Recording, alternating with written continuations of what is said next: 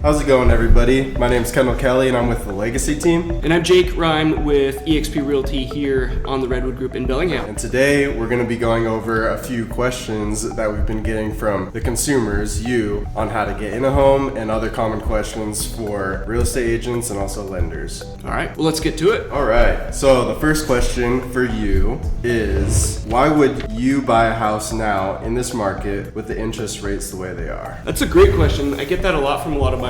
Really right now, we're coming out of the winter slumber. There's, good inventory on the market. Sellers they're pretty motivated right now. So a lot of people are getting, seller credits for rate buy downs. They're getting seller credits to cover, closing costs and stuff like that. And with, there's a decent amount of inventory on the market right now, but there's not a whole lot of buyers in the market quite yet because they're kind of holding back because of those interest rates. So if you can make sense of that payment, you can get in and go find a home that makes sense for you. Maybe utilize some of those seller credits, get a pretty good deal on something, and you don't have to compete with a lot of other buyers. You have a pretty good chance of, getting the house that you want and being able to get that house with the contingencies you want, such as, inspections, title contingency, that type of stuff to make sure you as the buyer are protected. Right. That's a good point. A rule of thumb that I always tell people is marry the house and date the rate. Totally. So get into the house that you like while you can when there's not as much competition, and then the interest rates the way they are, once they come down, it's just a quick refinance. Yep. So yeah, and if they don't come down, you'll be happy you locked in now. Exactly. Yeah. Next one I got for you, Jake. Okay. What is the current state of the local real estate market and what factors are affecting the home prices? Yeah, so here in Bellingham and the Pacific Northwest, we're kind of sandwiched between the Seattle housing market and the Vancouver housing market. So it's with Bellingham being so desirable with all the recreation around, with all the community events and resources available and stuff like that. Bellingham is just a very desirable area, and all of Whatcom County is as well. So there's a large amount of demand of people coming into our area that are, they want to live here. Secondly, you have past couple years we saw year-over-year increase in home prices in the 20% realm. Although we're probably not going to see that this year. We saw a pretty hyperinflated market over the past couple years. All signs point to a growing market here in the area as people are still, moving into the area. We'll probably still see an increase this year in house prices. And with the average home in Bellingham selling for about 103% of the asking price, that kind of shows that even though, across the nation, maybe house prices are adjusting and falling a little bit, and they did adjust a little bit here in our area, but they're still selling for list price or maybe slightly above. So that shows that the demand is still here, the buyers are still they very much want a home here in our area and are willing to pay that price for it. And with the average sales price in Bellingham in January of 2023 being $782,000, which is up from $698,000 back in January of 2022. So again, the data really shows the market is stable here in our area and is growing. Mm-hmm. Yep, super desirable area, so get in while you can. Absolutely. Next one for you, Jake. What is the average days on the market and how does it compare to this time last year? Yeah, so looking at, average time on the market for your pretty typical single family home, right now we're looking at about 18 days or so. Okay. This time last year, we were looking at maybe 14 days. So although it has increased and you think of percentage wise, that's a pretty decent increase, 14 days to 18 days. Mm-hmm. But in reality, it's just 4 days. Right. Your house is still gonna sell so long as it's priced right, it's, taken care of, it's, it's been marketed correctly, mm-hmm. and it's something that's desirable for the buyer, it's gonna sell. Okay. And why do you think it went those 4 extra days compared to last year? Yeah, and really probably the biggest reason is just interest rates. Mm-hmm. There's fewer buyers out there looking. There's a lot of people that are waiting right now for those interest rates to come down. They're not quite sure. There's uncertainty in the market and stuff like that. So people are just a little more hesitant right now. So the demand isn't as high, but it's still there. So now we're just seeing things take a little bit longer to sell, but still, it's very fast. Because we're not in the 3%, 4%. Exactly. Yeah. Back when we were, really low interest rates, you had, just a plethora of buyers looking at each individual house. Whereas now we have, stuff's been sitting a little bit longer. We have a little more inventory to pick through. There's fewer buyers on the market. When a house goes up for sale, there's not going to be 10 offers on it. Right. You're good if you get, 1 or 2 maybe. Mm-hmm. Yeah, and not to mention people waiving inspections and appraisals. Absolutely. Yeah. Now you can actually get all that involved. Yeah. Which is a bonus for the buyers. Absolutely. Yeah. You want those things. Next one for you. Are there any up-and-coming neighborhoods in the area that would be good investments? Yeah, so there's a couple spots throughout Bellingham. One in particular is the Roosevelt neighborhood, which is kind of there around, Trader Joe's and stuff like that. And the zoning out there is actually really progressive zoning. The Bellingham is realizing that in order to grow, we have to increase density.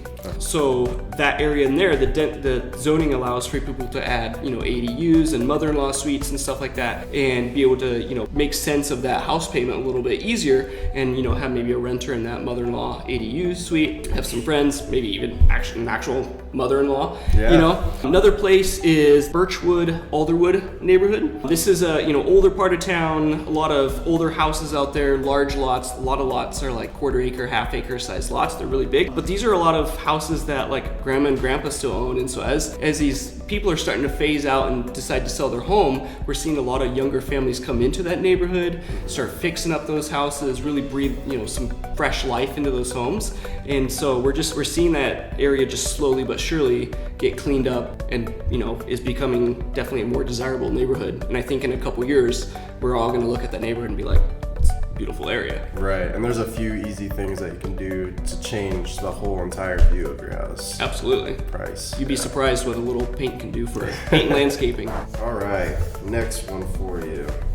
How long does it typically take to sell a home in today's market, and what can I, as a seller, do to maximize my home's value?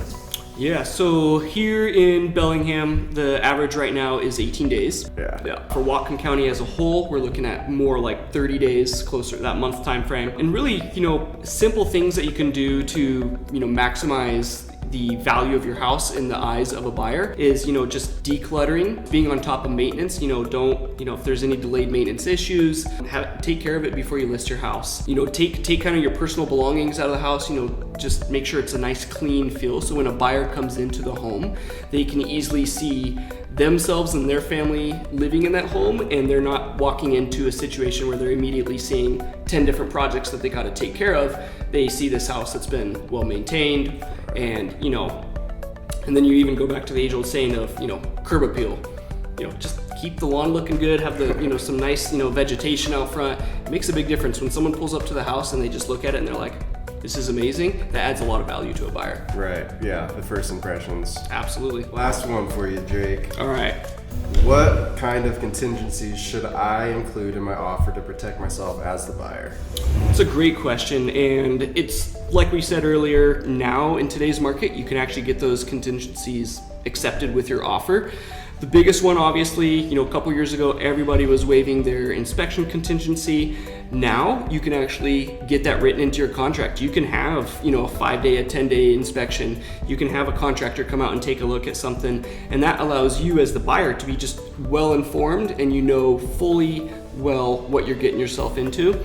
Other contingencies are, the financing contingency that makes sure that you as the buyer are protected should anything crazy as far as your loan process go. You'd say you lose your job or something like that, you're protected. You don't have to go through with that purchase of a home. Other ones are, title contingency. This makes sure that the house transfers over to the buyer free and clear, that the title is, securely in your name as the new buyer. Another thing is, HOA review periods. This allows you as the buyer to, review all the HOA docs, make sure that there's no crazy rules in there that you're not willing to abide by, and that you know exactly what you're getting into. So then 6 months after you close and the HOA says, hey, you can't park your camper out there, you knew it ahead of time. Right. So you would recommend to have as many contingencies as you can? Absolutely. Yeah. Yep. And do as many as makes you comfortable, and feel confident that when you're going through the process that you are 100% sure that this is the right house for you and that you are getting what you want. Right, yeah. This is a lot of people's largest investment. Absolutely. So knowing exactly what you're walking into is very important. Absolutely.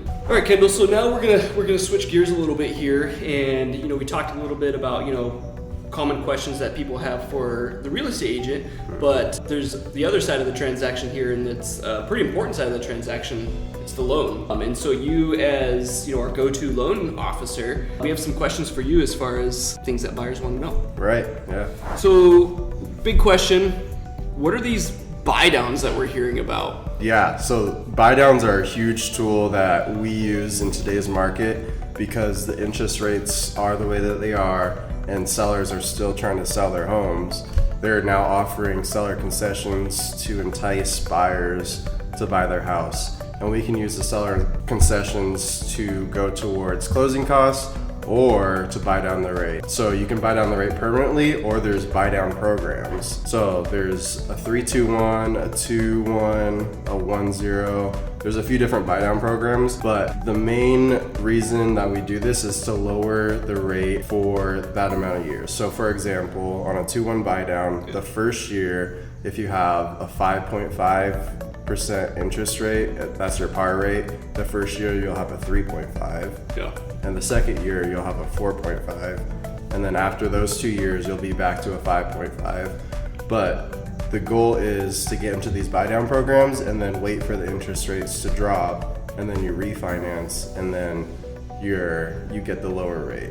Yeah, so on, like, what would you say, so someone that uses a 2-1 buy down program, typically, like, let's say on like a $500,000 house, do you have like a rough idea what that would save them in their first year, like monthly payment wise? Yeah, so it depends on the interest rate that you get, but on average you're saving around $1,000 on that first year. That's huge. Per month. Yeah. Huge. Absolutely, and that's all paid for by seller's money, so it costs the buyer nothing to do this. That is a good point, yes. It's all coming from the seller. So the buyer has no skin in the game, they're just getting that savings over the next 2 years. And you could do a lot with $1,000 a month. Absolutely. Put it aside. Yeah. And then that way too, like you're saying, that way you can get into that house, you can make sense of that payment, and hopefully here in a couple months, a year or so, whatever, interest rates come back down, you can refinance and lock yourself into that just permanent lower rate. But while you're waiting for that, your payments are lower and you can get into the house now. Exactly. And if you do refinance before those 2 years are over, the money that was set aside for the buy down program, you can actually use that money towards the overall loan amount. So you can lower the loan amount. So it's instant equity from the sellers. Love that. Yeah. It's so many good bonuses. So I encourage everybody to reach out to their loan officers and talk about buy down programs. Because as soon as the interest rates come down, there's going to be not as much seller concessions, right? And you're not going to be able to get into these buy down programs because it has to come from the seller. Correct. Well, and that's kind of going back to the point of why it's marry the house, date the rate, and why we push hey, right now is actually a very unique time to get into the market and buy a house, because right now there's inventory and sellers are actually giving up these seller concessions that you can use to buy down the rate and things like that. Once the market gets going again and like more and more people are coming into the market, there's less inventory, sellers aren't going to be giving out those concessions anymore, and then you're going to be sucked up into that buyer frenzy, and right, you might land in a home that you don't necessarily like. Totally. But I mean, you'll have a lower rate if you can get maybe. into a house. Maybe. All right, second question for you. So what is an origination fee, and do you have origination fees? Yes, so origination fees are charged during closing costs to the buyers, and this is the fee that the lenders charge for their underwriters to do their job. Okay. So it varies per lender, and here at Home Trust we have 52 different lenders, so it could vary drastically, but depending on what lender, it's usually around $1,000. Okay. And then that comes in towards the closing costs. And again, a lot of my transactions, the closing costs are covered by the sellers, so the origination fee doesn't apply to a lot of the people that I work with right now. Awesome. Yeah. So we had a couple buyers reach out to us, and they asked us about zero down loan options. They hear their friends, getting into a house with, zero money out of pocket. What sort of programs do you have available for buyers to be able to do that right now? Yeah, we have 3 different programs. The first one is the VA loan. So VA loans are available to veterans that have had and been released from active duty service and have a DD-214. And then they can apply for a VA loan, which requires zero down, and they're able to get into the house with zero money out of pocket if they have enough seller concessions to pay for their closing costs.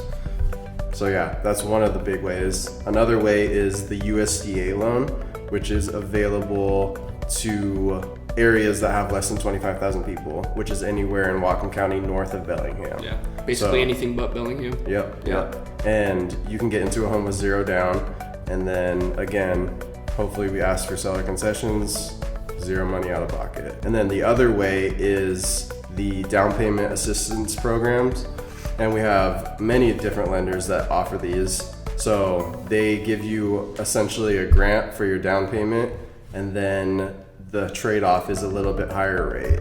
So over the lifetime of the loan, maybe you pay a bit more, but you're able to get into the house with your down payment covered by the lender. All right, got another one for you. Yes, sir. What is a rate lock, and what does that cost a borrower? So a rate lock is when we initially have the application and we're offered on a house and we're under contract, and then I will call the borrower and I'll be like, are you okay with this rate? And then I'll lock it in. It costs nothing to the borrower unless we have to extend the rate lock, which is not ideal, but it does happen occasionally where we go over the 30 days that we have to close, and then we have to extend the rate lock. Gotcha. But I do have a lender that we use 90% of the time that has a free 5-day rate lock extension. So usually it doesn't cost any money. So Kendall, I got a question for you. So you mentioned, I got a lender for that. So you are a broker, right? Right. So what value do you as a broker give a buyer? That's a great question. So as a broker, you come to me, you sit down, you get approved. You can shop for a rate on any given day through 52 different lenders. If you were to go out to local banks in the area, maybe you fill out an application for 4 or 5 and get them all done in one day, you'll be able to shop those 5 rates. Mm-hmm. But if you come to me, you can shop 52 all in one day. And rates change 3, 4, 5 times a day sometimes. Absolutely. So you really have to make sure that you're shopping at the same time for as many different lenders as you can. And being a broker, we have access to so many other different loan products, bank statement loans, DSCR loans, so many different loans. So there's also a wholesale side of the market and a retail side of the market. Okay. So if you go to WeQ or People's Bank, they're on the retail side of the market, and they have higher margins because they have to pay for their front desk workers, they have to pay for big office buildings. For brokers like me, I have a small little office and it's just me in here, and I work commission. So that means that we don't have to roll in all these margins on top of our rates. So for wholesale, we have just flat out better rates most of the time because we don't have to pay for all these other things that if you were to go to WeQ or People's Bank that they have. Yeah, so essentially when a buyer comes to you as a broker, you just have just that many more options that you can shop around and find the best program for the person, the best, loan type, the best rate, and really just get them into the best product that makes the most sense for them. Exactly. And a lot of people are nervous because they're going to be dealing with lenders that are not local, but everything goes through me. So when you come to me and we pick a lender, you're not going to have to worry about different time zones and talking to that lender if you're on the East Coast. It's all me. You ask me a question and then I'll reach out to the lender and get the answer. Yep. Just like if you were to go to WeQ, their corporate office is not in Washington, so they got to do the exact same thing. Right. Yeah. So if a borrower's, working with us, talking to you, getting their pre-approval, going through the, once we get the offer accepted, they're calling you directly. You're right here in Bellingham. Office is right here in Bellingham. They pick up the phone, they call, you answer. Exactly. And take care of them. And most of these local banks and lenders, their local corporate office is not in Washington.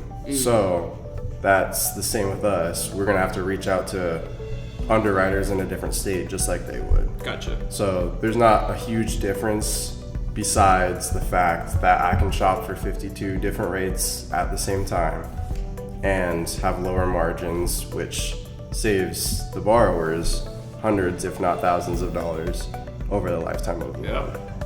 Absolutely. If not even just a couple $100 a month. Yeah. Which makes a big difference. And then talk about the total cost of the loan at the end of the 30-year period is pretty substantial. Exactly. All right, Kendall, got another one for you. So a lot of people think they have to put 20% down on a house. It's not necessarily true. Can you explain to us just like what typically someone needs to put down? Yeah. And just what the different down payments mean?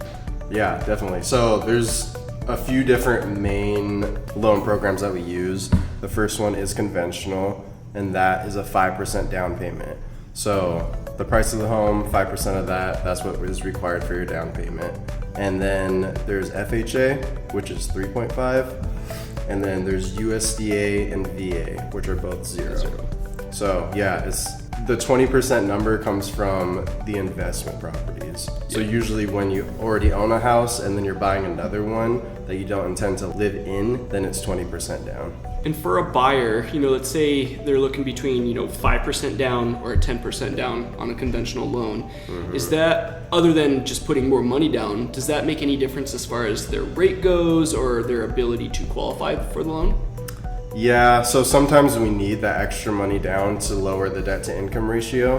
But in most cases, when we're talking about a bigger down payment, I would actually advise using that money to either buy down the rate more. So what difference does it make for a buyer to put 5% down versus like 10%? Is there a difference in, other than just the amount they're putting down, better rate, ability to qualify? Does that make a difference? Yeah, so on conventional specifically, when we get to the 80% loan to value mark, then your primary mortgage insurance falls off, which is a couple $100s a month. So the goal is to get to that 80% mark, and then you can start saving the extra money. On the FHA side, the difference between 5 and 10 is a lower mortgage insurance, but you're still gonna have that primary mortgage insurance throughout the lifetime of the loan. So the big difference between conventional and FHA is the mortgage insurance.